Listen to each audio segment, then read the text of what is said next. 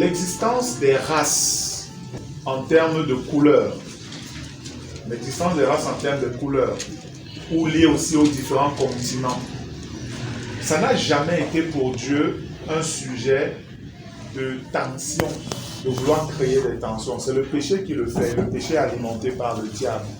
Le Seigneur voyait dans la diversité des races la beauté. C'était en fait ça, la beauté, la richesse, l'émerveillement. J'ai souvent parlé au milieu de nous en disant que moi j'ai toujours rêvé d'avoir une assemblée multiculturelle. Non pas simplement sur le plan national, comme nous le sommes, où il y a peut-être des gens qui viennent de l'Ouest, il y en a qui viennent du centre, du sud, du nord, etc. Oui, on en a au milieu de nous. On en a au milieu de nous. Des gens qui viennent un peu partout du pays. Mais pour moi, j'allais plus loin. Pour moi, je rêve d'avoir une assemblée où peut-être on a un Français au milieu de nous. Un Caucasien, un Français blanc au milieu de nous. Qu'on a un Asiatique de l'Asie propre, même un Chinois ou je sais pas, un Japonais et autres, ou encore peut-être un Oriental, donc peut-être un Juif même qui est là, ou quelques Arabes, Syriens, Libanais, ou je sais pas, ou Iraniens même, et qu'ensemble nous puissions adorer Dieu, Jésus-Christ. Ça, c'est ça en fait qui fait la beauté même de l'évangile. Parce que les hommes en réalité ne sont qu'un seul peuple, sortis d'un seul sang, selon la parole. Mais le péché est venu pour créer ce que ça a créé. Et aujourd'hui, les nations se regardent en chien de faïence, en termes de guerre, de combat, de lutte, de rivalité, de désir de puissance, de désir de dominer sur les autres. Ça, ce sont des pensées démoniaques. Ça vient de Satan. Nous, les Noirs, nous n'avons pas fait la guerre, je ne vais pas dire seulement aux Blancs, nous n'avons pas fait la guerre aux autres races.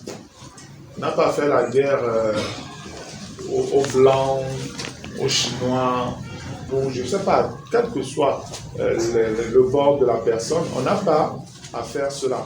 Donc, nous devons comprendre cela, nous qui sommes chrétiens, c'est nous qui pouvons comprendre clairement cela. C'est nous qui sommes chrétiens qui pouvons comprendre cela. Et si donc, on arrive au point où on n'est pas censé avoir des problèmes avec les gens, avec les autres, que tu sois blanc, jaune, rouge, je ne sais pas quelle autre couleur, on n'a pas à avoir des problèmes sous ce rapport racial lié à la couleur de notre peau, ou même encore culturel. On n'a pas à avoir des conflits à ce niveau-là. Il nous reste une seule réalité alors. C'est celle que nous présente Éphésiens, le chapitre 6.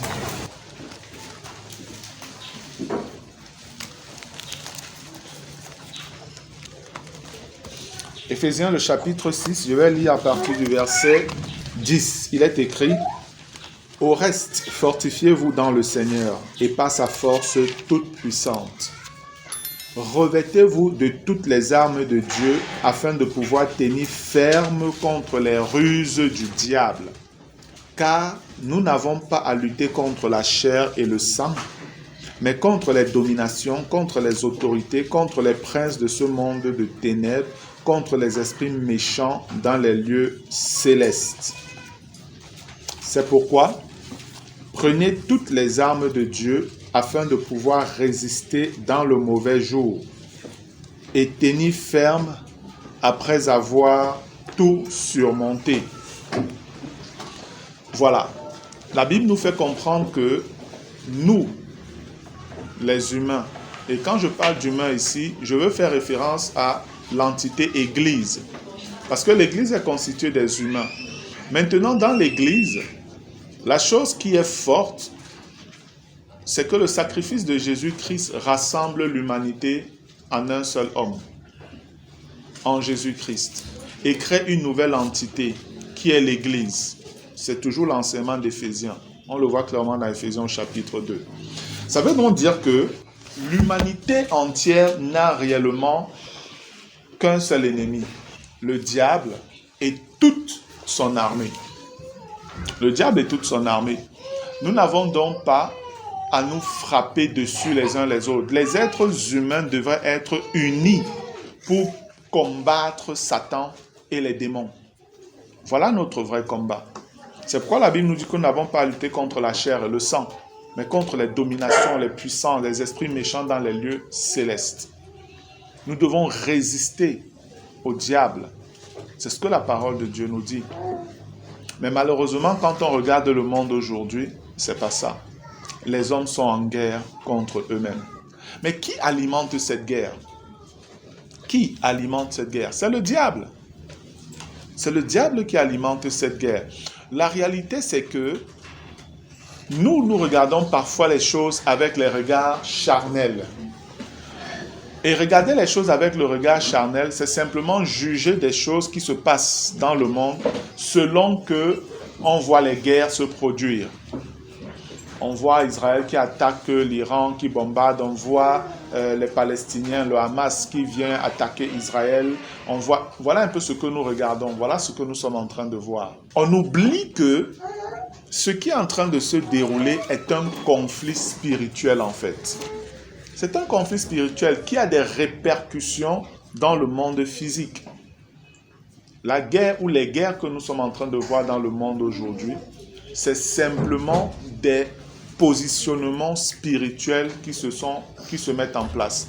La guerre de l'Ukraine et de la Russie, en réalité, c'est la guerre de l'Occident et de la Russie. L'Occident étant un pôle important dans le plan de l'accomplissement des prophéties bibliques. Donc, pour les hommes, ils regardent, ils vont se dire, peut-être la Russie veut protéger son territoire et ne veut pas que les Occidentaux viennent prendre son territoire et tout. Voilà ce que nous voyons. Mais la vérité, c'est que dominer sur la Russie, l'Occident dominant sur la Russie, c'est aussi asseoir désormais une idéologie spirituelle sur la Russie. L'idéologie qui est ventilée aujourd'hui en Occident, dans la grande majorité, c'est une idéologie anti-Dieu. C'est une idéologie anti-Dieu. Donc c'est quelque chose qui est contre le Seigneur. C'est quelque chose qui est contre le Seigneur. Nous devons donc bien comprendre ces réalités spirituelles-là. Nous ne devons pas voir les choses du monde comme les gens du monde. Parce que l'Antichrist est en train de voir comment installer son règne et sa domination sur la terre. Et pour ça, il faut qu'il soumette les humains. Il faut qu'il soumette les humains. Et le moyen que le diable a pour davantage soumettre les humains, c'est les effrayer, c'est leur faire peur avec la mort. C'est pourquoi il y a les guerres. C'est pourquoi il y a les guerres.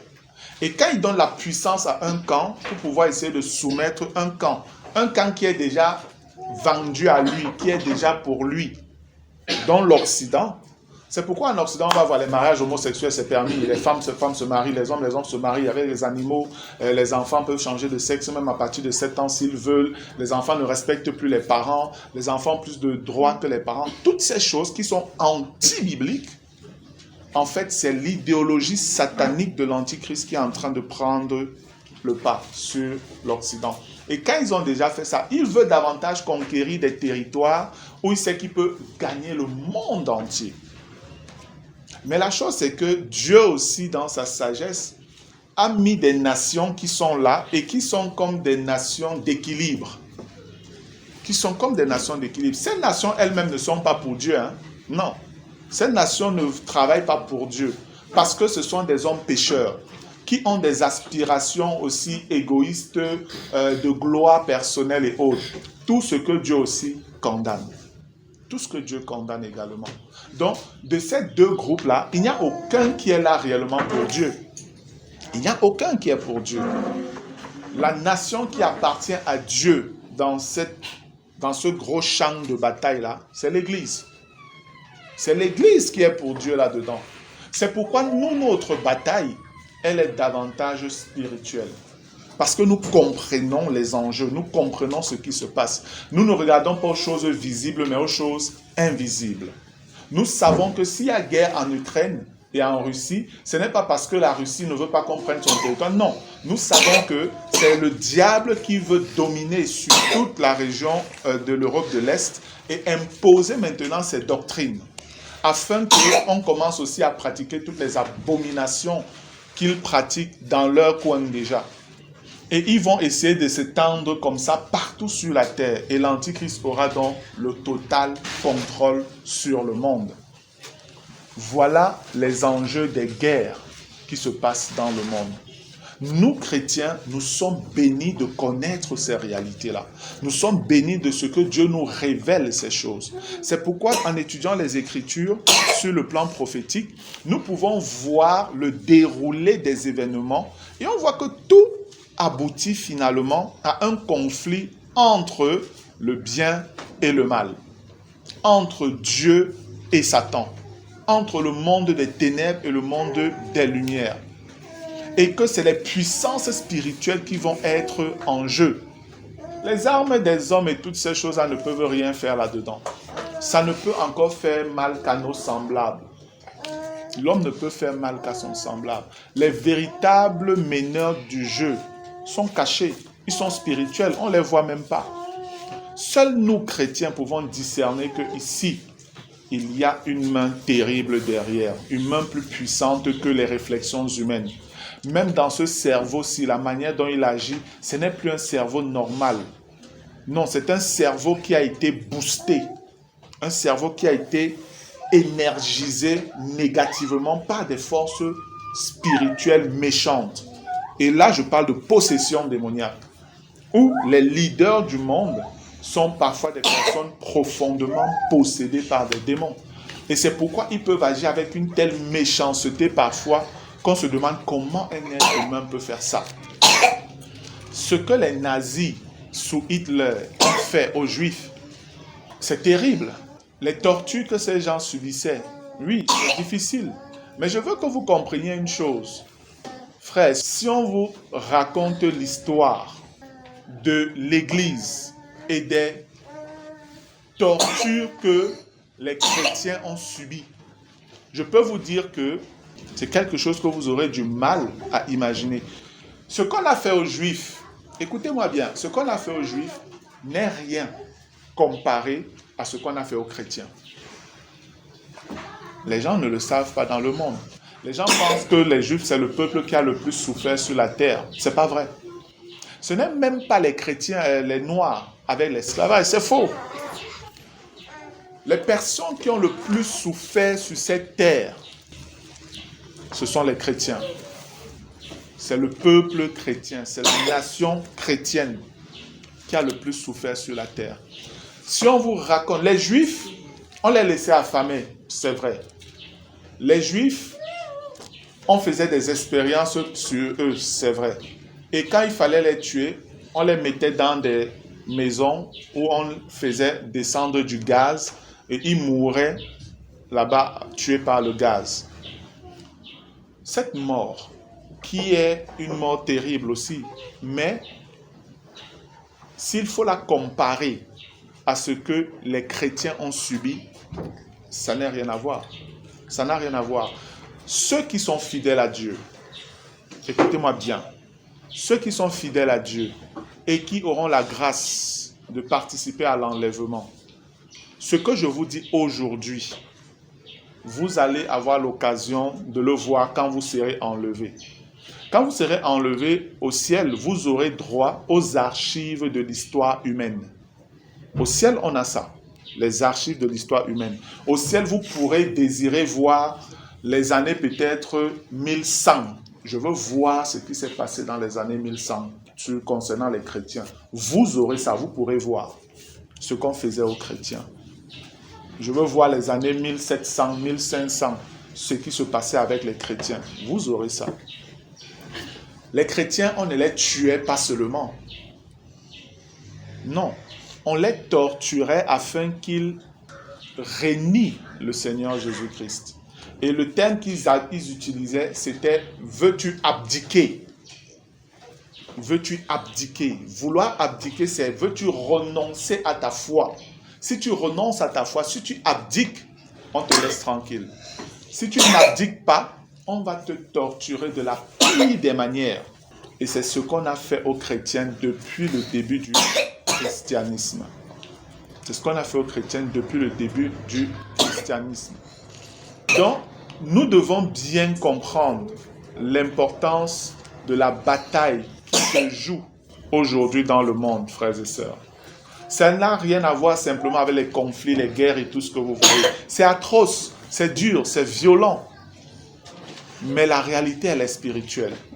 Et nous, chrétiens, nous devons percevoir les choses avec le regard spirituel. Et donc pouvoir lire les temps dans lesquels nous sommes. C'est ici que la bénédiction d'avoir des serviteurs de Dieu qui sont des veilleurs sur le plan eschatologique est une grande bénédiction pour les chrétiens. Des personnes qui comprennent, qui connaissent, qui peuvent expliquer, qui peuvent dire aux chrétiens, nous sommes en ce moment ici et voilà comment vous devez lire les choses. Voilà comment vous devez lire les choses. Les chrétiens étaient pris et ils étaient comme des objets de jeu pour les grands rois, pour certains rois. Quand certains rois voulaient même faire des coups d'État ou bien agir dans leur population sur certaines lois et tout, ils mettaient les fautes sur les chrétiens.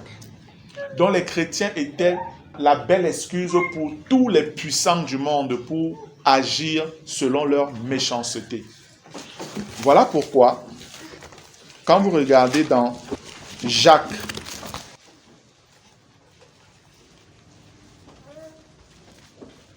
les puissants du monde se sont toujours servis des chrétiens pour leur justification et pour faire ce qu'ils voulaient.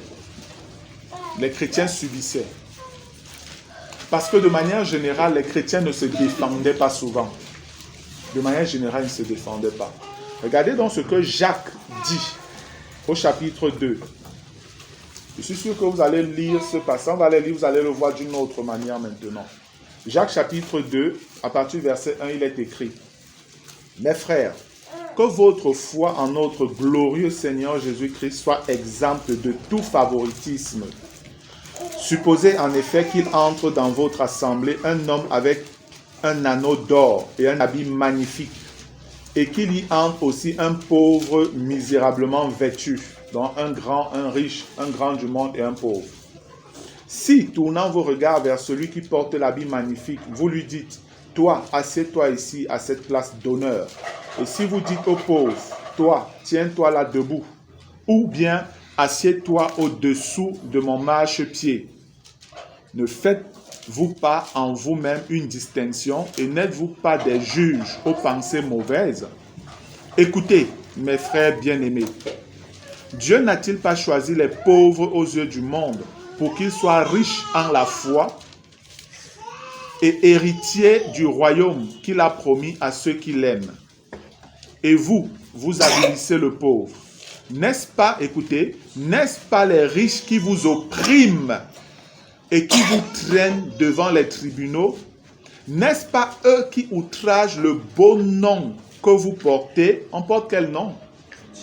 Hein? On porte quel nom? Chrétien. Chrétien, c'est le nom que nous portons. Chrétien. N'est-ce pas eux qui outragent le beau nom que vous portez? Si vous accomplissez la loi royale selon l'Écriture, tu aimeras ton prochain comme toi-même, vous faites bien.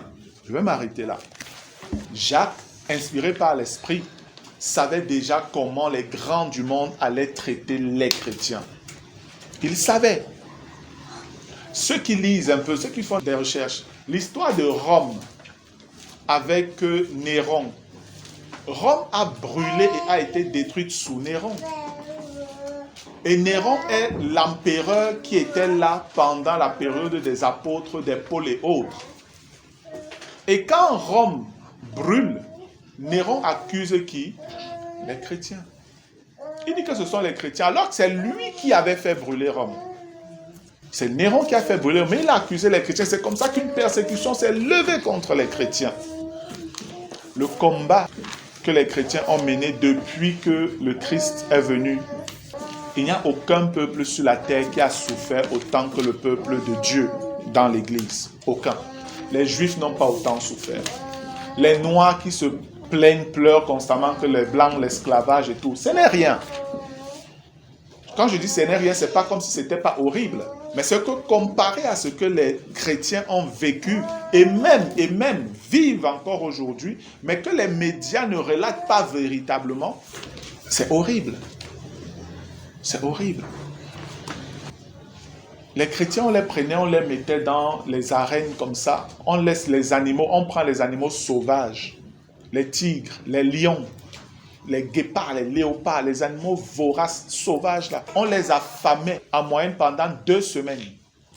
Et après, pour s'amuser, on prenait les chrétiens, on les jetait dans un grand enclos, un grand truc comme ça qu'on a arrêté.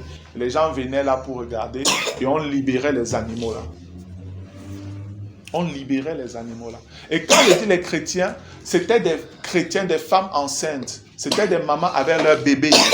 C'était comme ça dans ta famille et toi. Si vous ne voulez pas abandonner Christ, on vous balance là-bas. On vous jette là-bas. Et quand on vous met là-bas, on vous présente les animaux là. Vous les voyez en train de tourner. Ils vous voient, ils tournent, ils sont en colère, ils sont fâchés, ils ont faim, ils tournent. Et on vous dit, est-ce qu'il y a quelqu'un qui veut abdiquer là? Est-ce qu'il y a quelqu'un qui veut abdiquer? Il y en a qui abdiquaient. Et malheureusement, il y en a qui disaient, oui, moi, c'est bon, je ne suis plus chrétien. On te sortait. Est-ce qu'il y en a un autre qui veut abdiquer? Oui, moi, je veux abdiquer. On te sort. Ainsi de suite. Ceux qui ne voulaient pas abdiquer, qui restaient là, vous ne voulez pas abdiquer, ok, que les jeux soient ouverts. On ouvrait la cage, les lions, les animaux là entraient et déchiquetaient ces gens-là. Voilà comment ils mouraient. Frère, je préfère mourir dans une chambre à gaz que le genre de mort là. Vrai ou faux? Parce que le gaz, ça va te faire un moment, tu vas t'endormir, tu pars. Mais l'animal te croque ici, là, il déchire, tu es vivant. Il arrête ta cuisse, il déchire. Il arrête tu es là, tu te vides, tu es vivant. Et c'était habituel, c'était comme ça. C'était comme ça qu'on tuait les chrétiens. Parfois, c'était, on te met au bûcher, on allume le feu. On allume le feu. Est-ce que tu réunis Jésus là? Tu dis non. Non, tu réunis Jésus, machin. On prend d'abord tes enfants. Comme mais. Est-ce que tu réunis Jésus? Si tu dis, si on commence d'abord par tuer ta famille, devant toi, tu les vois, on les tue. Et au final, on met le feu sur toi. On met le feu. Et on n'alimente pas le feu. Donc, on laisse que ça brûle doucement, doucement, doucement. C'était comme ça qu'il fait. C'était une mort. Les chrétiens ont subi des choses inimaginables au nom de Christ. Lorsqu'on parle du jugement de Dieu sur ces personnes-là, ce jugement sera juste. Amen. Parce que les atrocités que ces personnes ont fait subir au peuple de Dieu, c'est insupportable. Mais le Seigneur a toujours su soutenir ceux qui lui appartenaient. Regardons dans 2 Thessaloniciens au chapitre 1.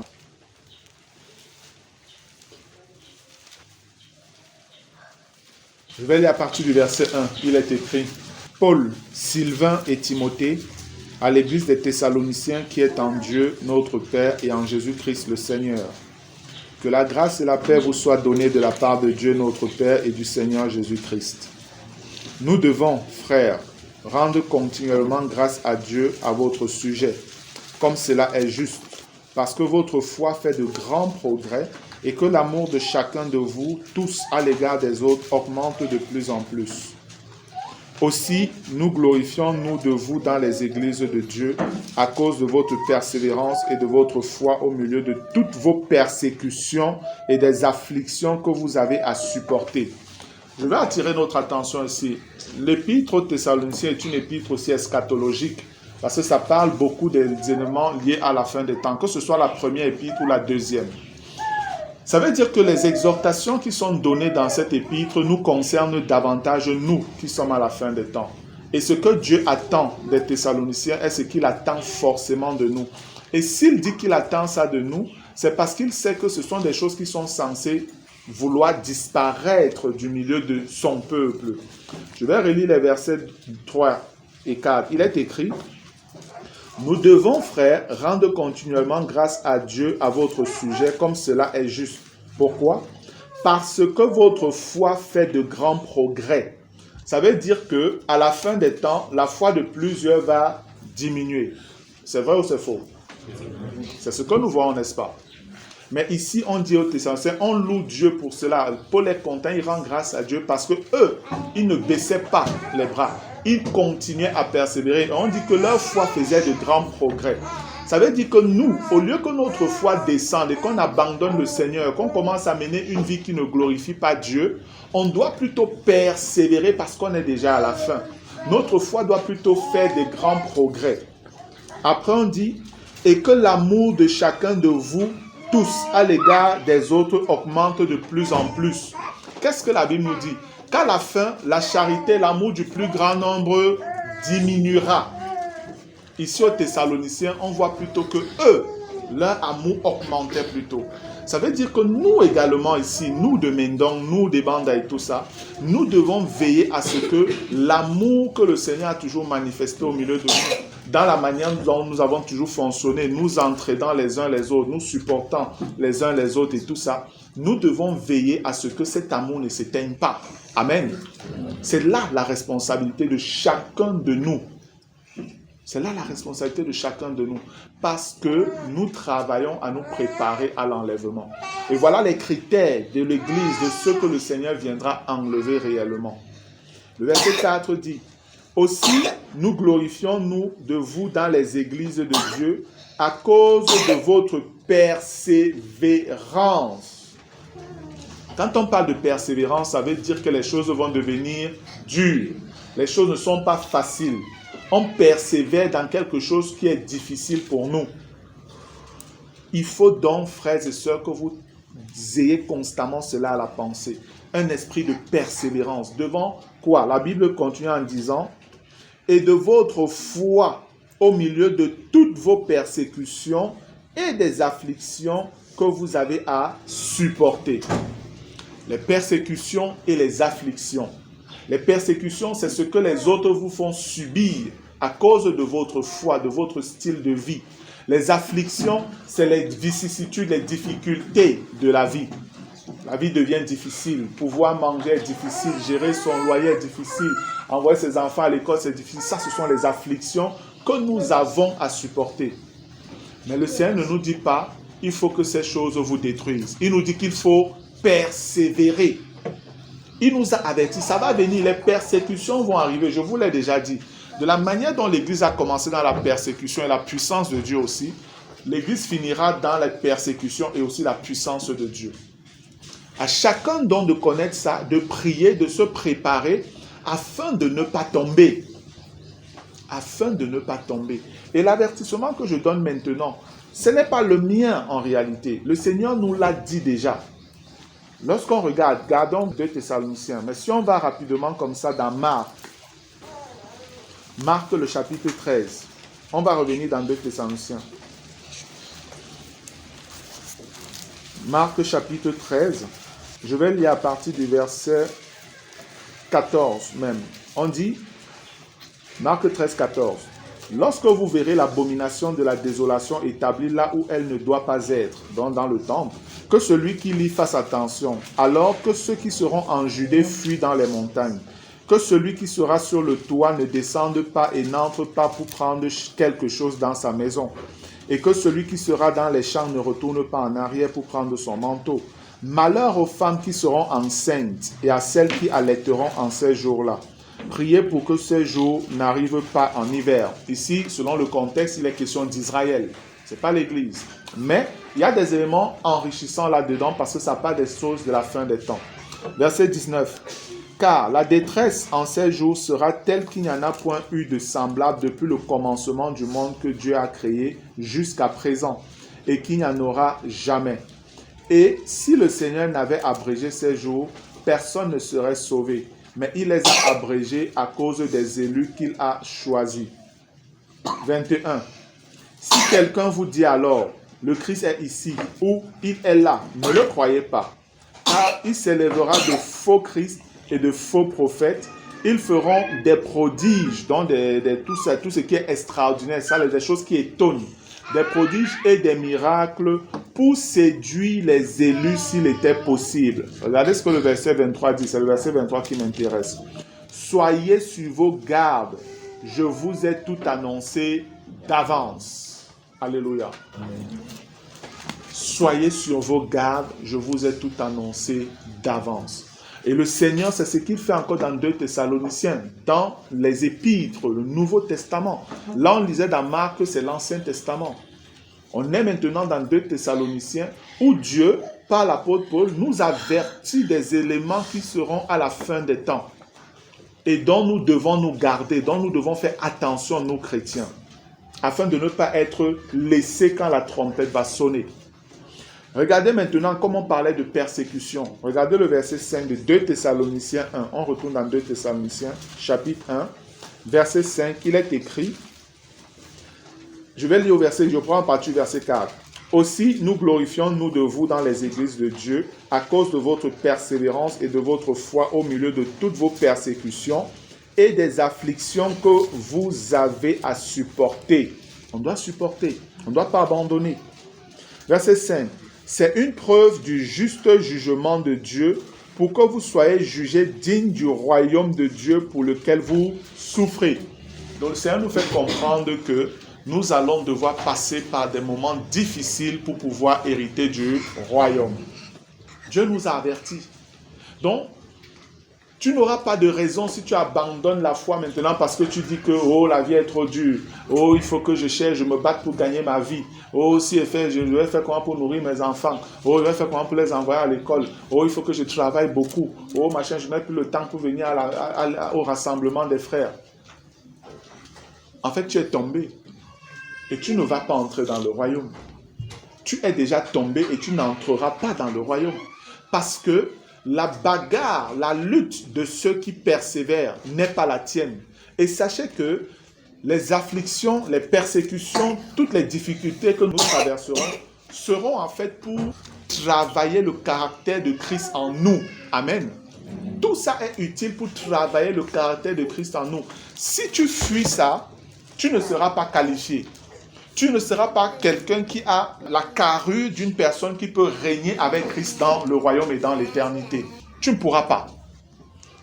Vous savez, lorsque un oiseau, les oiseaux en général parfois, pondent leurs œufs, font leurs œufs, et que l'enfant commence à sortir, ce que la maman, la maman oiseau fait souvent, dès qu'elle sait, elle le sait, c'est programmé comme ça, que voici le moment où l'enfant est censé sortir. Ce qu'elle fait souvent, c'est qu'elle casse un peu le bout de l'œuf. Elle casse avec son bec là, elle perce un peu le bout de l'œuf où l'oisillon est. Et elle ne fait plus grand chose. Dès qu'elle a fait ça, elle laisse. C'est l'oisillon lui-même qui doit maintenant, étant à l'intérieur, forcer aussi. Forcer avec son bec, essayer de pousser pour sortir, essayer de pousser, enlever la coque de l'œuf là. Il doit forcer, il doit se pousser pour que ses ailes puissent sortir. Il doit faire tous ces mouvements là jusqu'à ce qu'il sort, il tombe. En fait, quand il le fait, l'ignorant, le voyant dans cette situation, viendra pour dire ouais, il souffre, il faut l'aider. Il va venir pour écarter rapidement pour qu'il sorte. En fait, tu l'as tué. Si tu fais ça, tu l'as tué. Pourquoi? Parce que selon que Dieu a fait la chose, les efforts que l'oisillon fait pour sortir de l'œuf quand il veut sortir là, tous les efforts qu'il fait, en fait, c'est les exercices qui fortifient son corps et lui donnent la capacité d'avoir des ailes solides pour pouvoir voler. Mais dès que tu viens, tu écartes, il n'a pas eu ça. Il ne peut pas voler. Il y a un oiseau qui ne peut pas voler, meurt. C'est ça en fait. La Bible dit que la nature nous enseigne. La nature nous enseigne. Il n'y a rien qui est au hasard. Donc, les persécutions, les afflictions, la parole nous a déjà dit, rien ne nous séparera de l'amour de Christ. Ne pensez pas que les difficultés de la vie sont une raison pour abandonner le Seigneur. Vous faites une erreur. Vous vous éloignez de la communion des saints, qui est un des piliers de fonctionnement de l'Église, des premiers chrétiens. L'enseignement des apôtres, la communion fraternelle, la fraction du pain et les prières. Les 4 choses-là doivent être menées en communauté d'abord et aussi de manière individuelle. Donc, on doit savoir vivre dans notre intimité avec Dieu sur ces réalités et aussi vivre en communauté parce que c'est la volonté de Dieu. Si donc tu choisis de t'éloigner pour des raisons qui sont liées à la situation du monde, en fait tu es en train de tomber sous le coup de ce que Dieu dit qu'il ne fallait pas faire. Tu tombes sous le coup de ce que Dieu dit, il ne fallait pas faire ça. Il fallait être avec le peuple de Dieu. Il fallait faire des sacrifices pour venir aux rencontres et faire confiance au Seigneur. C'est pourquoi quand vous lisez dans les Sons, le Seigneur vous dit, enfin vous vous levez tôt, enfin vous vous couchez tard. Moi je donne à mes serviteurs quand ils sont encore sur leur couche. Pour dire que ce n'est pas le fait de te lever très tôt pour aller au boulot, de rentrer très tard qui te rend riche. Non. Dieu dit, même mes serviteurs, donc ceux qui lui sont fidèles, même quand ils sont couchés, c'est les bénir. Ce n'est pas pour dire que ces personnes sont des feignants, non. C'est juste pour dire que ce sont des personnes qui ont compris Matthieu 6, 33. Quelqu'un lit rapidement Matthieu 6, 33. Vite. On devait même réciter ça, non? Cherchez premièrement le royaume et la justice de Dieu, et toutes choses vous seront données par Jésus. Amen. C'est ça en fait.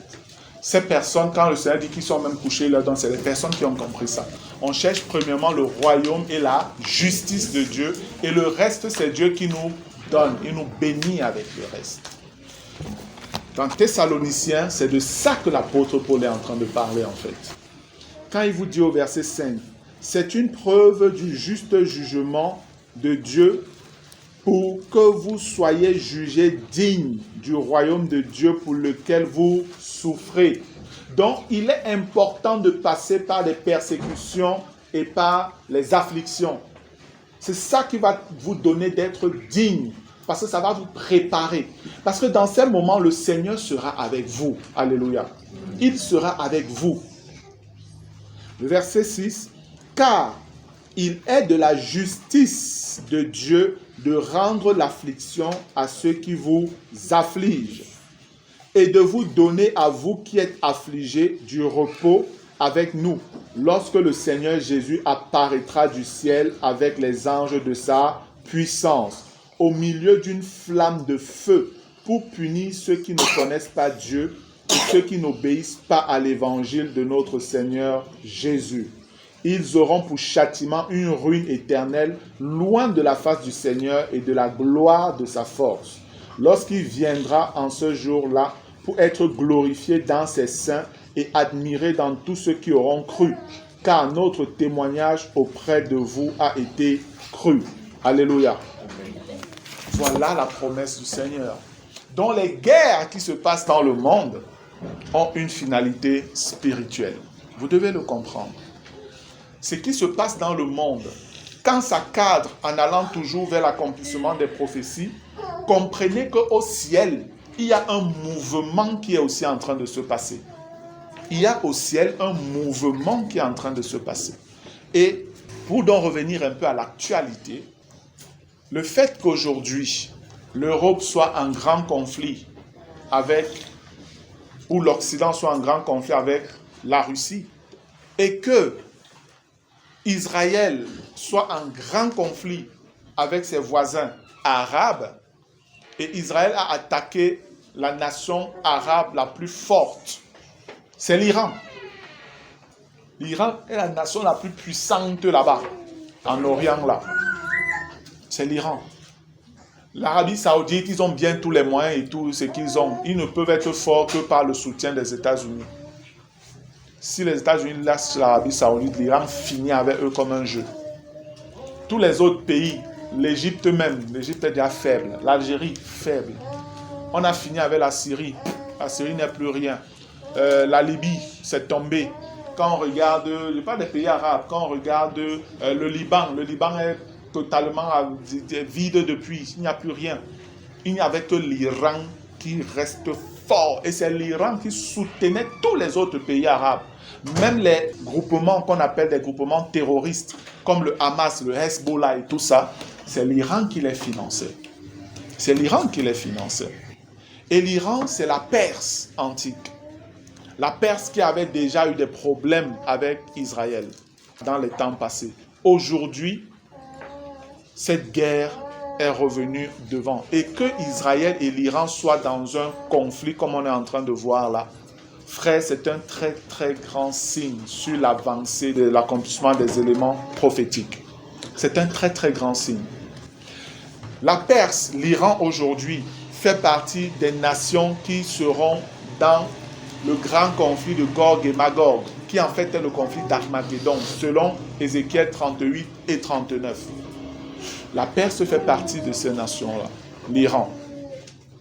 Lorsque nous regardons aujourd'hui les alliés véritables de l'Iran, vous avez la Russie, vous avez la Turquie et vous avez la Chine. Voilà les grandes. Et regardez, c'est des nations du grand bloc fort. Un autre bloc solide. Et quand on vous dit dans l'Apocalypse qu'il y aura une armée de 200 millions de soldats qui vont traverser le fleuve Euphrate pour venir attaquer Israël, ça parle justement des nations arabes. Mais avec qui?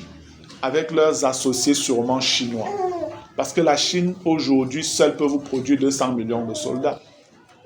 Mais la Chine, mélangée maintenant à la Russie, qui aussi est une colosse nation, à côté aussi de la Turquie, qui est une grande nation également, qui a été une grande puissance dans l'Antiquité, tout cela mis ensemble contre Israël, Israël ne pourra pas résister. Israël ne pourra pas résister. Israël sera presque détruit. Israël sera presque détruit. Israël, où elle est maintenant là, elle pense qu'elle est forte. Elle pense qu'elle peut s'en sortir. Elle pense qu'avec sa technologie, son armement très avancé, sophistiqué, venant des États-Unis et même ceux propres qu'ils ont fabriqués, ils pensent qu'ils peuvent s'en sortir. Mais si on regarde aux prophéties, Israël ne s'en sortira pas. Israël ne s'en sortira pas sans se retourner vers celui qu'ils ont percé. Voilà la seule condition. Israël va être tabassé, battu correctement, humilié. Parce que Dieu voudra les humilier comme ça.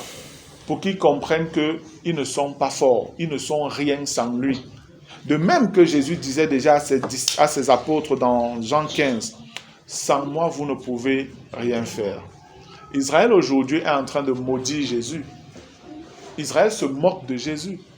La grande majorité du peuple juif aujourd'hui est agnostique. Ce sont des gens qui disent qu'ils ne croient en rien, ils vivent leur vie comme ça là. Donc votre Dieu l'a laissé tomber avec. On n'est pas là-dedans. La grande majorité du peuple d'Israël. Aujourd'hui, dans la ville sainte, Jérusalem, je crois que c'est en mai ou c'est en mai, je pense souvent, qu'il y a la Gay Pride. Le défilé officiel des homosexuels, des lesbiennes et tout en Israël, dans la ville sainte. C'est dans la Bible qu'on appelle Jérusalem la ville sainte, la ville de Jésus, la ville de Dieu. C'est là-bas que les gars viennent défiler. Ils viennent défiler là-bas. Et quand ils font ça, le maire de la ville est en tête devant, dont les autorités soutiennent ça. Et voilà l'Israël qu'on dit aux chrétiens de bénir. Voilà l'Israël qu'on nous dit de bénir. Une Israël antichrist. Au point où Dieu lui-même, dans Isaïe 28, va dire à Israël, tu as signé un pacte avec ces gens. C'est avec la mort et le séjour des morts que tu viens de signer ce pacte. Tu vas être détruit. Quand l'inondation là va venir, ça va t'emporter. Tu penses que ça ne va pas t'emporter. Ça va t'emporter même sur ta couche pour dire que vous n'aurez pas de paix. Ce que Israël était en train de vivre là, le Seigneur l'avait déjà annoncé. Regardons rapidement dans Isaïe 28.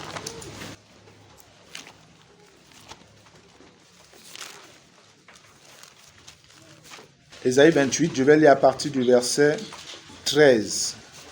Ésaïe 28, à partir du verset 13, il est écrit « Et pour eux, la parole de l'Éternel sera précepte sur précepte, précepte sur précepte, règle sur règle, règle sur règle, un peu ici, un peu là, afin qu'en marchant, ils tombent à la renverse et se brisent, afin qu'ils soient enlacés et pris. » La formulation ici, si on ne connaît pas comment c'est écrit dans les textes originaux, on peut ne pas comprendre. En fait, ce verset 13 est en train de dire quoi? Les prophètes vont annoncer des choses au peuple d'Israël, mais eux, ils vont se rébeller contre les prophètes, contre la volonté. Ils vont dire, vos trucs là, c'est toujours les règles sur règles. Vous ne devez pas, vous devez, vous ne devez pas, vous devez, vous devez, vous devez. Il faut nous laisser avec ça. Laissez-nous vivre. C'est pourquoi on dit, ils vont dire précepte sur précepte, règle sur règle, un peu ici, un peu là. Donc on ne peut pas marcher jusqu'à telle minute, on ne peut pas aller jusqu'à machin. Ils vont mépriser, ils vont se rebeller contre la loi de Dieu. Et il y aura donc des conséquences par la suite. Et c'est dans cette rébellion contre la loi de Dieu qu'ils vont finir comment? Le verset 14 nous dit: écoutez donc la parole de l'Éternel, moqueur, puisque vous vous moquez de ma parole, vous vous moquez de ma loi, vous vous moquez de mes prophètes, écoutez donc la parole de l'Éternel, moqueur. Vous qui dominez sur ce peuple de Jérusalem, dont les chefs, je vous ai dit, quand il y a la Gay Pride, dans le défilé des homosexuels, le maire de la ville de Jérusalem est devant. C'est eux les décideurs, les chefs. C'est eux qui conduisent le peuple dans cette énormité-là. Dieu s'adresse donc à eux. Vous qui dominez ce peuple, sur ce peuple de Jérusalem, verset 15. Vous dites, nous avons fait une alliance avec la mort. Nous avons fait un pacte avec le séjour des morts. Quand le fléau débordé passera, il ne nous atteindra pas, car nous avons la fausseté pour refuge et le mensonge pour abri. En fait, ce langage de Dieu est un langage ironique. Eux, ils ne savent pas qu'ils sont en train de faire une alliance avec la mort. Ils ne savent pas. Cette alliance dont nous parlent les versets 14 à 16, en fait, c'est l'alliance de Daniel 9, 27. Et Daniel 9, 27 est une alliance qui semblera être une alliance en faveur d'Israël pour les protéger.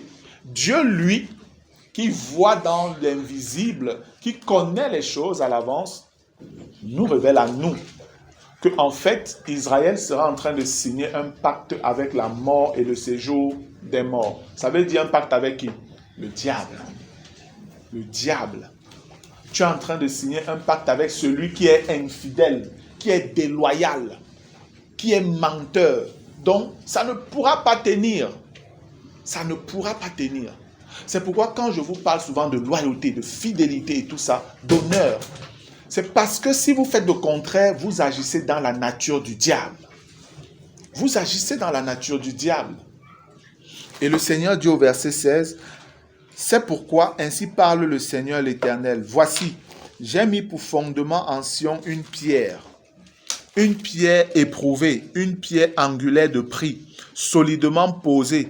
Celui qui la prendra pour appui n'aura point hâte de fuir. » Quelle est cette pierre? Jésus. Jésus. La foi au Messie qui allait venir. La foi au Messie promis. Mais eux, aujourd'hui, ils appellent Jésus Yeshua au lieu de Yeshua.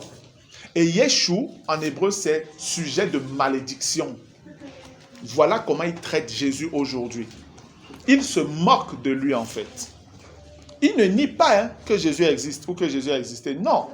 Mais ils se moquent de lui, que celui-là est un menteur. C'est un sujet de malédiction même. Il dit qu'il était le Messie et nous sommes en train de souffrir comme ça. Il dit qu'il était le Messie. Pourquoi la Torah n'est pas enseignée et tout étudiée par tout le monde entier et tout ça? Ils n'ont rien compris. Aujourd'hui, la Bible est le livre qui a été le plus imprimé dans le monde.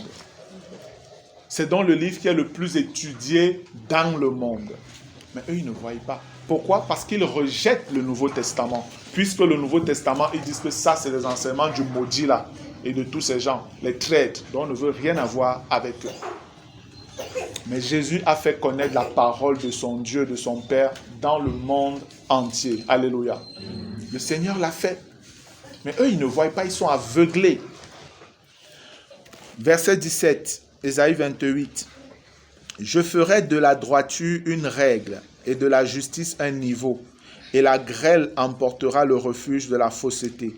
Et les eaux inonderont l'abri du mensonge. Donc Dieu dit, tout ce que vous avez fait là, ça va être détruit. Où vous pensez que vous pouvez être protégé, ce sera détruit. 18. Votre alliance avec la mort sera détruite. Votre pacte avec le séjour des morts ne subsistera pas. Quand le fléau débordé passera, vous serez par lui foulés aux pieds. Chaque fois qu'il passera, il vous saisira, car il passera tous les matins, le jour et la nuit, et son bruit seul donnera l'épouvante. Le lit sera trop court pour s'y étendre, et la couverture trop étroite pour s'en envelopper. car l'Éternel se lèvera comme à la montagne de Pérazim. Il s'irritera comme dans la vallée de Gabaon pour faire son œuvre étrange, pour exécuter son travail inouï. Aujourd'hui, par l'Esprit, nous avons l'intelligence pour comprendre ça. Regardez ce que Dieu est en train de dire. Il fait comprendre qu'il y aura du trouble chaque matin, le jour et la nuit. Est-ce que vous ne voyez pas que c'est une chose qui se réalise en Israël aujourd'hui? Hein, frère? Si vous savez percevoir, vous voyez déjà ça. Mais remarquez que dans Marc qu'on a lu, le Seigneur dit qu'il y a un temps qui viendra où il y aura une détresse sur la terre comme il n'y en a jamais eu. Ça veut dire que ça, ce ne sont que même les débuts de leur détresse. Ce n'est que le commencement de ce qu'ils vont souffrir. Mais déjà, c'est chaud sur eux. Imaginez donc comment ça va s'intensifier quand l'Antichrist, ils auront signé cette alliance avec le séjour des morts de manière officielle et qu'il va se retourner contre eux. Ce sera quelque chose d'horrible et de terrible. Et après, on nous dit au verset 18, je vais relire là, au verset 19, verset 19 décrit un peu ça. Chaque fois qu'il passera, il vous saisira, car il passera tous les matins, le jour et la nuit, et son bruit seul donnera l'épouvante. Aujourd'hui, on a écouté hier, quand on regardait la vidéo sur Israël, le bruit des bombes. On dit le bruit seul va donner l'épouvante. Donc, les catastrophes qu'il y aura là-bas, boum, les bombes, tu paniques, tu es troublé. Tu ne sais pas, est-ce que c'est tombé, c'est qui, c'est... Voilà l'état dans lequel Israël est. Ça, c'était annoncé déjà. C'est ça que nous sommes. Nous sommes bien en train de voir les prémices de cette souffrance-là. Et après, on nous dit au verset 19, « Chaque fois qu'il passera, il vous saisira, car il passera tous les matins, le jour et la nuit, et son bruit seul donnera l'épouvante. » Verset 20, « Le lit sera trop court pour s'y étendre, et la couverture trop étroite pour s'en envelopper. » Ça veut dire quoi? Vous ne dormirez plus sur votre lit. Parce qu'ils dorment où? Sous les abris. Dès qu'il y a le bruit, tu es couché dans ta chambre.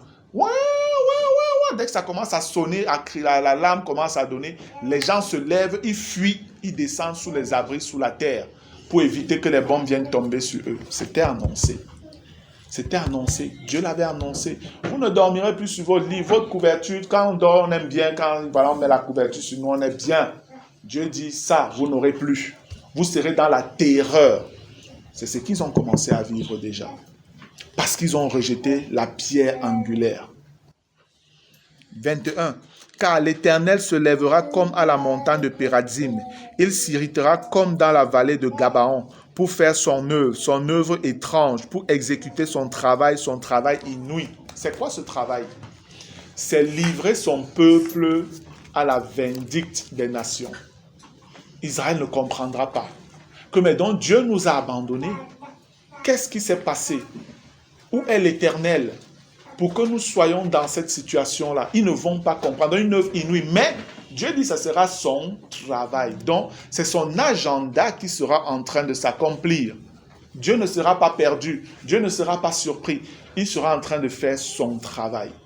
Il va amener Israël à un bout où Israël ne pourra plus rien espérer d'un homme. C'est comme ça qu'Israël va finir par se tourner à crier à lui, à demander le secours de Hachem, leur Dieu, leur éternel, celui dont leurs pères leur ont toujours parlé, qu'ils avaient abandonné. C'est dans ce cri de repentance que nous voyons dans Zacharie que Jésus va donc revenir en gloire. Là, le retour de Jésus au cri d'Israël, c'est ce que nous venons de lire dans 2 Thessaloniciens là. Dans 2 Thessaloniciens 1, ce que nous avons lu là, ce n'est pas l'enlèvement. C'est le retour en gloire. Et on nous donne des éléments ici qu'on ne donne pas souvent ailleurs. On nous dit comment il viendra dans une flamme de feu pour détruire tous les rebelles, tous ceux qui viendront attaquer son peuple. Ça sera puissant et glorieux le retour du Seigneur. Mais il viendra avec le feu. Et le feu dans la Bible est l'expression du jugement de Dieu en fait. Le Seigneur viendra pour juger. C'est pourquoi quand on est dans 2 Thessaloniciens 2, dans 2 Thessaloniciens 2, au verset 7, on dit « Et de vous donner à vous qui êtes affligés du repos avec nous, lorsque le Seigneur Jésus apparaîtra du ciel avec les anges de sa puissance, Quand le Seigneur vient pour l'enlèvement, on ne nous dit pas qu'il vient avec les anges. C'est quand il revient pour la gloire, en gloire, qu'on nous dit qu'il vient avec les anges. Donc, on est là dans le retour en gloire. Et le verset 8 donc ajoute en disant, au milieu d'une flamme de feu, pour punir ceux qui ne connaissent pas Dieu et ceux qui n'obéissent pas à l'évangile de notre Seigneur Jésus. Alléluia. Donc, quand on nous parle souvent de notre retour en gloire sur des chevaux, comme on voit dans Apocalypse 19, oui, on va revenir sur des chevaux. Nous serons sur des chevaux. Le Seigneur sera devant et nous serons derrière lui. Les anges seront aussi derrière nous.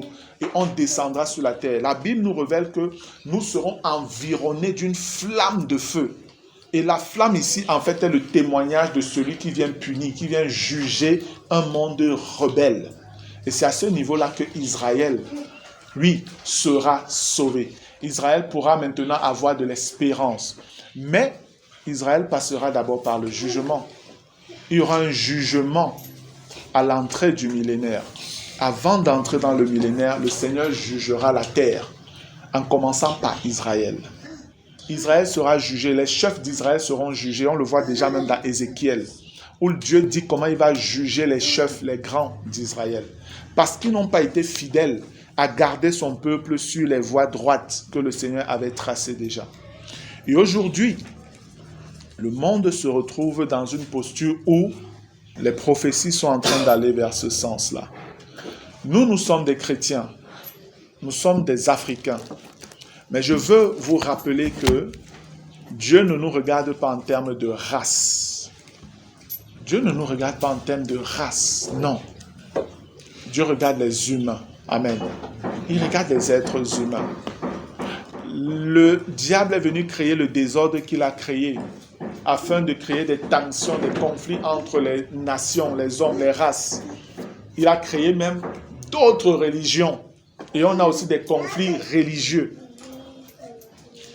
Tout ça ne doit pas nous distraire, nous, chrétiens. Ça ne devrait pas nous distraire, frères et sœurs. Nous devons bien comprendre dans quel temps nous sommes et qui, surtout, nous sommes. Nous devons le comprendre. En tant qu'Africains, on ne doit pas se laisser distraire par des gens qui disent que la Bible, c'est les choses des Blancs et tout. C'est faux. Les Blancs, là, eux-mêmes, ont été évangélisés. Écoutez ça et rappelez-vous toujours cela. Les Blancs ont aussi été évangélisés. Quand on parle de Saul de Tarse, Tarse c'était une ville de la Turquie.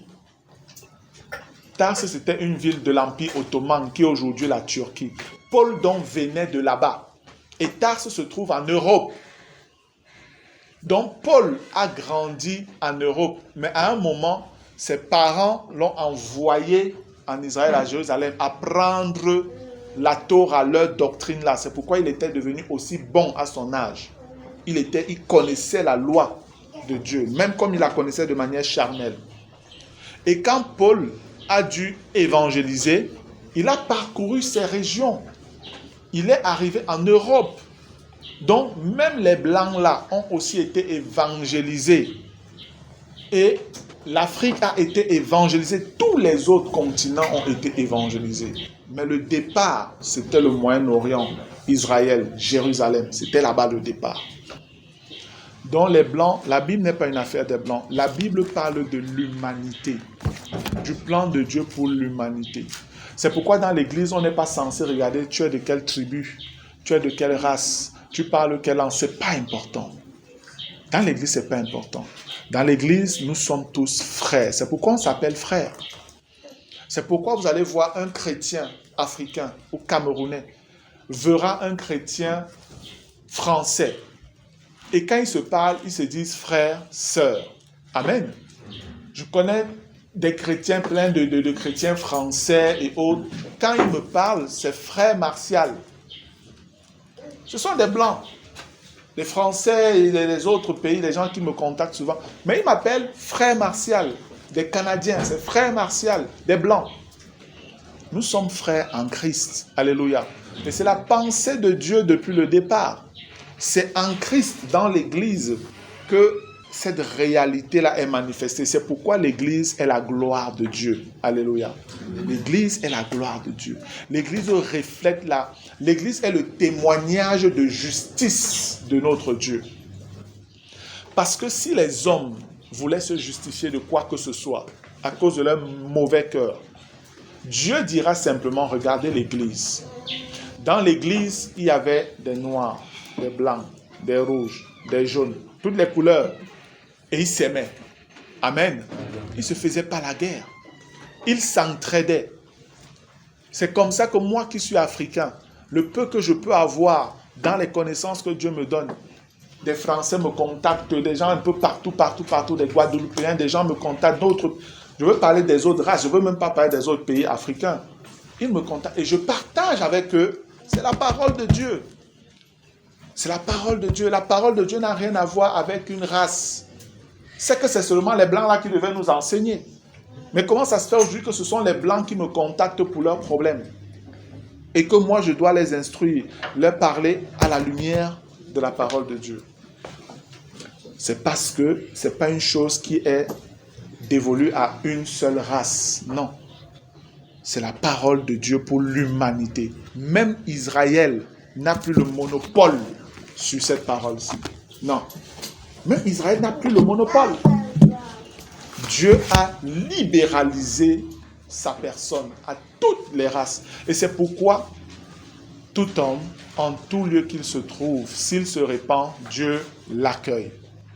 Pierre avait du mal à le comprendre, mais chez Corneille, il l'a compris. Regardons le témoignage de Pierre chez Corneille. Actes chapitre 10.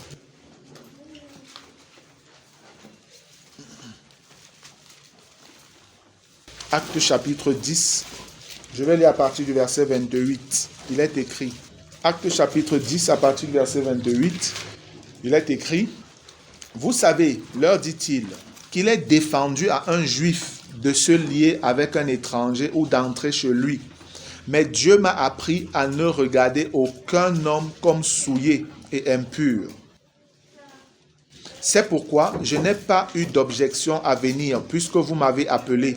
Je vous demande donc pour quel motif vous m'avez envoyé chercher.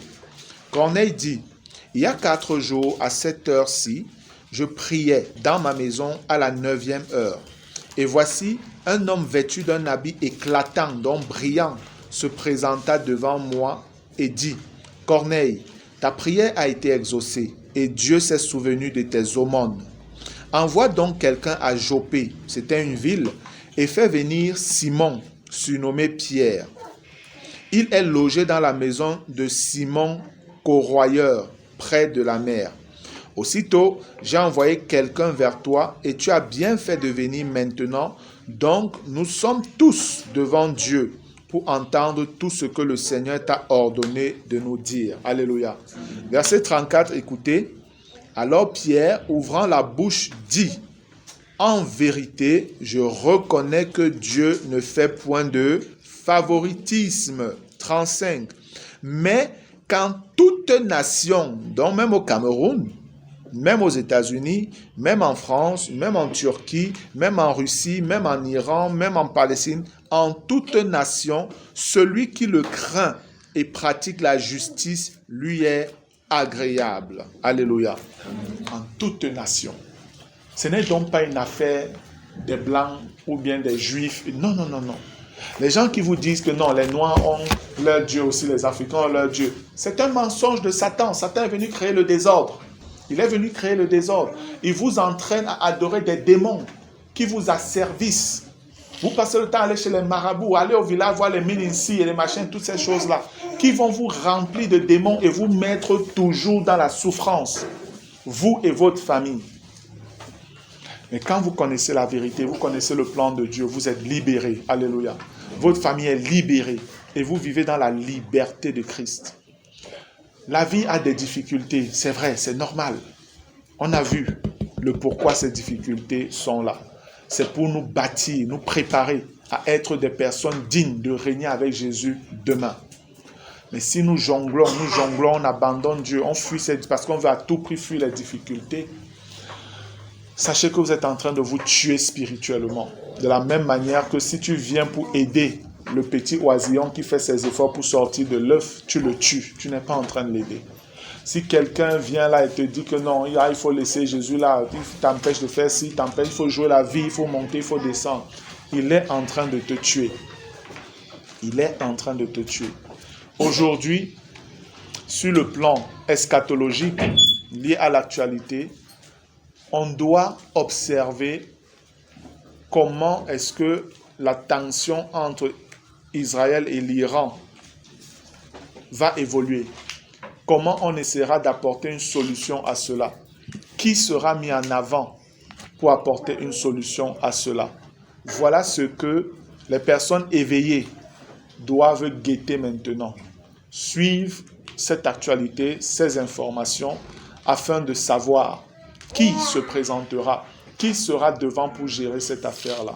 Parce que cette personne pourra être l'antichrist ou cette personne pourra être un élément qui va présenter l'antichrist au monde.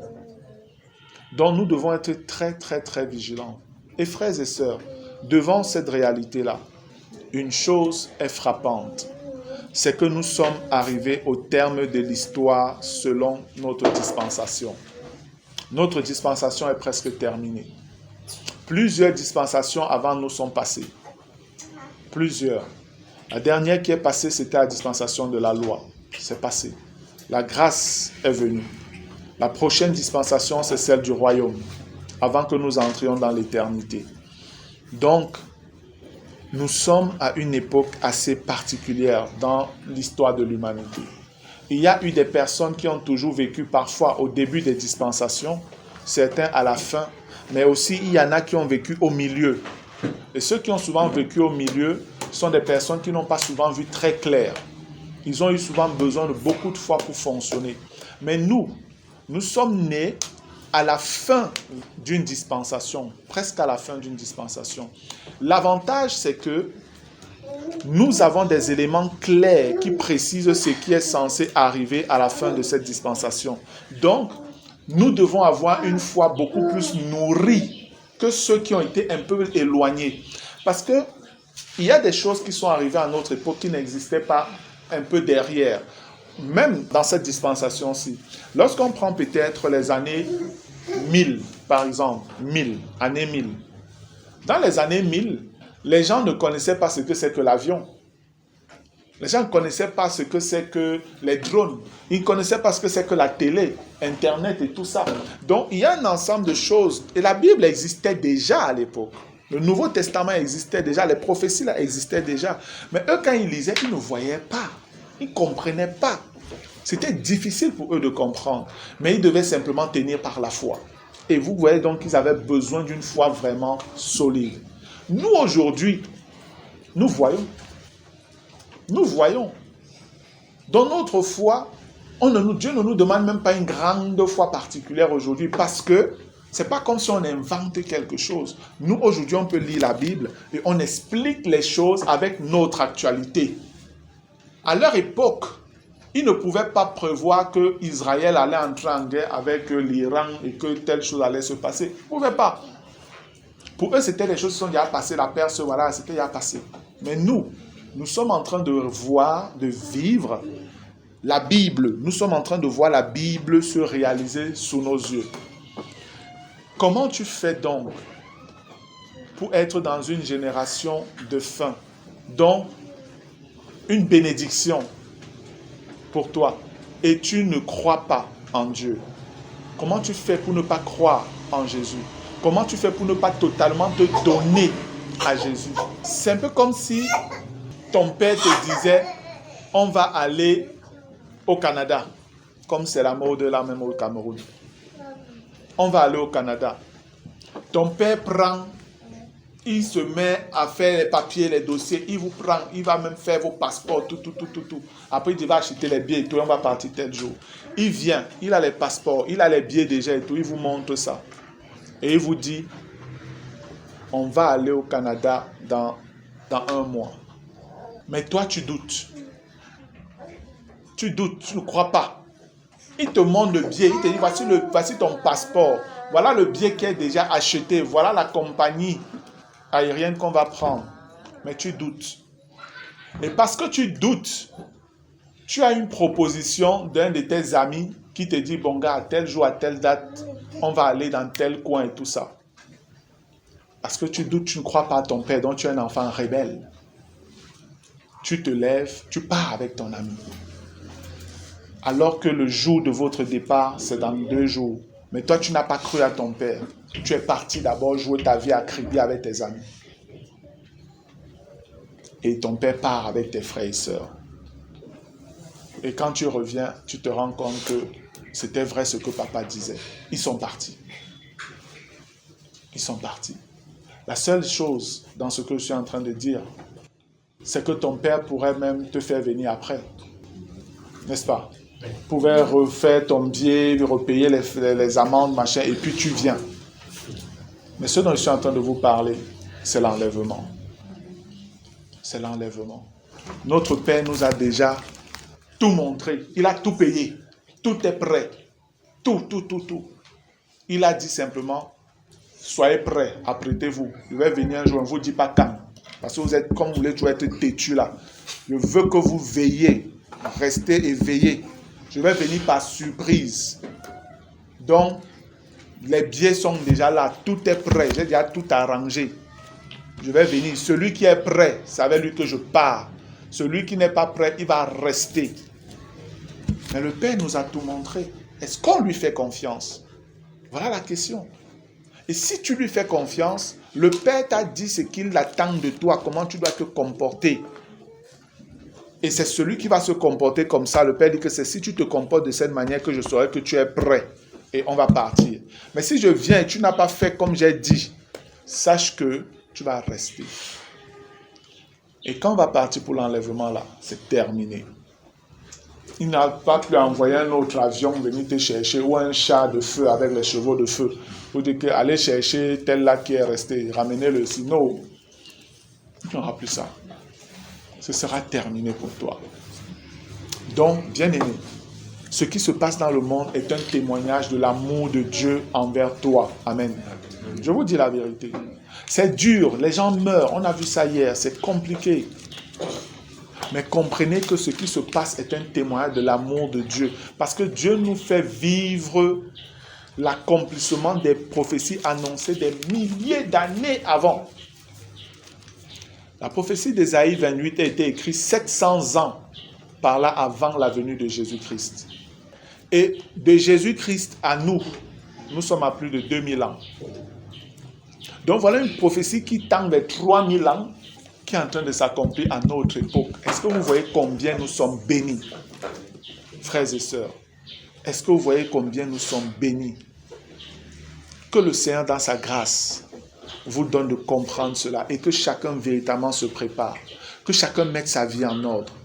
Vous n'avez plus à durer, vous n'avez plus à faire longtemps. Donc, les derniers petits efforts que vous avez là, ne vous découragez pas, n'abandonnez pas. Au contraire, retrouvez de l'énergie, retrouvez de la force et dites, je vais tenir encore quelques temps.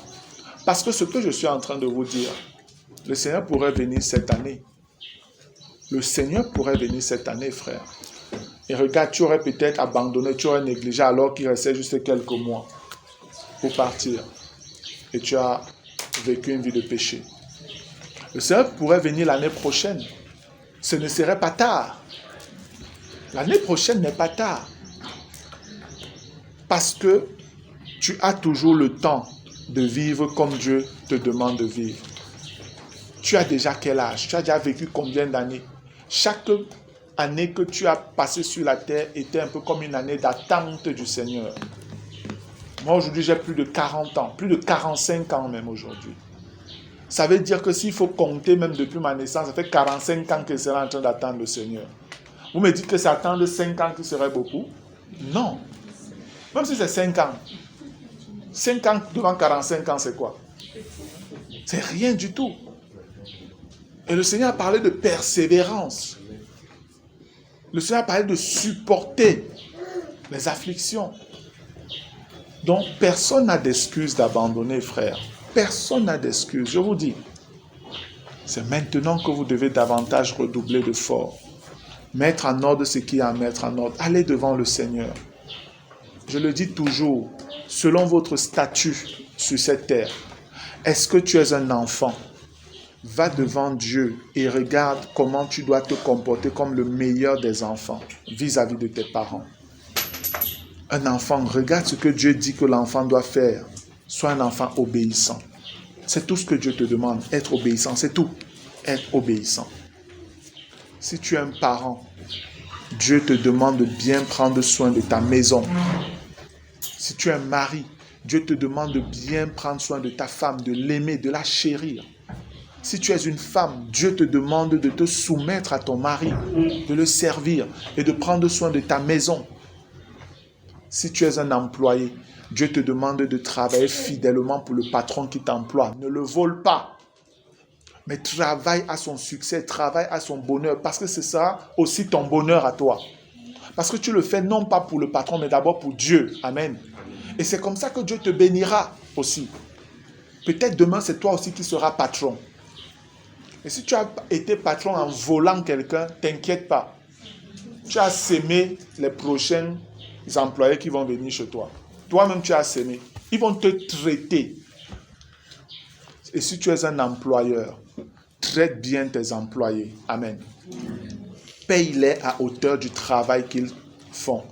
Récompense-les à hauteur des gains qu'ils t'apportent.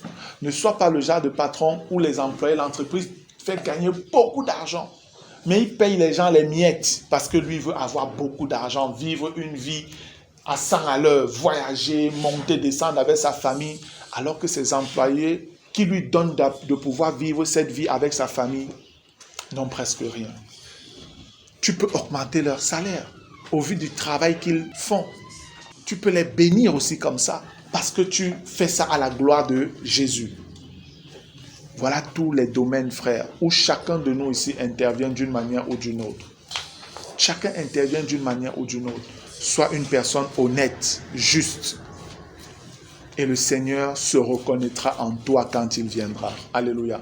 Quand la trompette va sonner et que le Seigneur apparaîtra aux yeux de ceux qui seront prêts. Parce que seuls ceux qui seront prêts vont le voir. Seuls ceux qui seront prêts pourront entendre. Parce que le Seigneur dit que ce sont ces brebis qui entendent sa voix. Ceux qui ne sont pas ces brebis, c'est ceux-là qui ne marchent pas conformément à sa parole. Ne pensez pas que c'est parce que vous êtes dans cette salle-ci et que vous écoutez parler comme je parle, que vous êtes enfant de Dieu, vous êtes sauvé, vous allez partir. C'est faux. C'est faux. Parce que vous pouvez être dans cette salle et votre cœur est loin. Vous pouvez être dans cette salle, vous ne comprenez même pas de quoi je parle. Parce que vous n'avez pas d'intimité avec Jésus. C'est pourquoi c'est seulement ceux-là qui ont une véritable intimité avec Jésus. Lorsque cet ange recevra l'ordre de Dieu, sonne la trompette et que le grand touloum va sonner. Comme en Israël, on sonne le chauffard. Le chauffard, c'est la corne de bélier que les Juifs sonnaient dans le désert pour partir. Quand le peuple devait bouger pour partir, il y avait les Lévites qui sonnaient le chauffard. Dès que les gens entendaient ça, chaque peuple, chaque tribu commençait à s'apprêter, à s'apprêter, à s'apprêter, à s'apprêter, à s'apprêter. Le premier son, c'était qu'ils se préparent. Chacun commence à arranger, à arranger, à arranger, à arranger, à arranger. Le deuxième son, on marche, on part. Donc il y avait deux sons. Le premier son du chauffard, c'était pour dire aux tribus, préparez-vous. Le Seigneur a déjà donné le signal. Bientôt, on va partir. Parce que quand ils marchaient dans le désert, ils arrivaient souvent à certains endroits. La nuée s'arrêtait et ils s'arrêtaient. Ils ne savaient pas pour combien de temps ils allaient rester là. Ils restaient simplement. Ils attendaient, ils vivaient là. Ils faisaient ce qu'ils pouvaient faire. Ils mettaient leur tente là. Ils commençaient à vivre là. Ils se mariaient même. Ils passaient des mois. Ils ont fait combien d'années dans le désert? 40 ans. Donc, il y en a qui ont le temps de se marier, de faire même les enfants et tout dans le désert. Dans le désert. Donc, ils pouvaient arriver à un endroit, ils frappent même là-bas 5 ans. Jusqu'à ce que Moïse reçoive l'ordre de Dieu que dans 2 jours, dans 10 jours, vous partez. Dès que Moïse recevait ça, Josué, vas-y. Josué partait. Ou n'importe quel autre lévite, il sifflait le chauffard. Les Juifs savaient dire qu'on doit se préparer, on doit se préparer, on doit se préparer. Et vous savez quel est le premier son de chauffard? Est-ce que vous écoutez le premier son de chauffard? Vous savez quel est le premier son de chauffard? C'est ma voix. Ma voix est le premier son de chauffard qui vous dit préparez-vous. Préparez-vous. C'est ma voix qui est le premier son de chauffard. Il y a un deuxième son de chauffard qui sera sonné plus par moi, par un ange. Ce sera départ. On part. Écoutez donc le premier son de chauffard maintenant qui est ma voix. Écoutez ce son. Et quand je le dis, regardez dans Jérémie.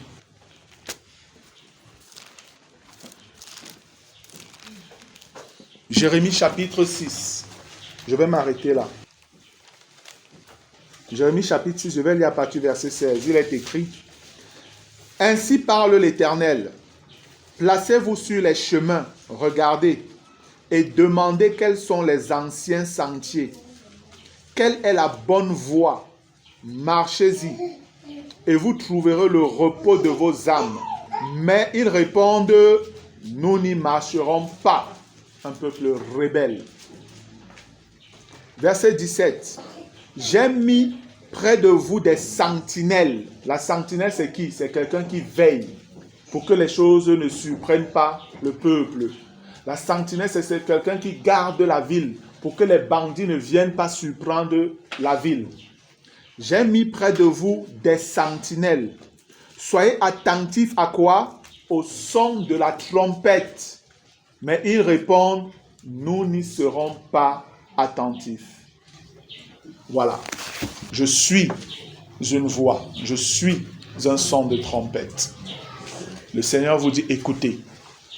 Et je veux vous dire, ne soyez pas comme ces Juifs rebelles qui disent: on n'écoute pas.